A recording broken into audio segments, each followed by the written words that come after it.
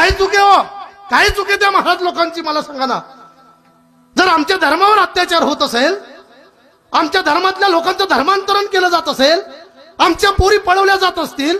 लवजियात होत असेल, आमच्या हिंदूंच्या जमिनी बळकवल्या जात असतील, आमच्या मंदिरे उद्ध्वस्त केले जात असतील, आमच्या मिरवणुकांवर दगड फेकले जात असतील, आमचे कीर्तन बंद केले जात असतील, आणि या सगळ्या दृष्टीने जर आमच्या हिंदू समाजाला जागृत करण्यासाठी धर्म जर कोणी कीर्तनात सांगत असेल तर अशा लोकांना घुसखोर म्हणतात तुम्ही. दोन चार लोक एखाद्या पक्षाची बाजू घेऊन बोलतही असतील ना, पण हे जे मोठमोठ्या लोकांची नावं घेतलीत ना, याच्यातलं मला एक वाक्य असं दाखवा की एखाद्या कीर्तनकाराने म्हटलं की शिवसेनेला किंवा भाजपला मतदान करा, असं एक वाक्य दाखवा मला. आम्ही धर्माचा प्रचार करतोय ना,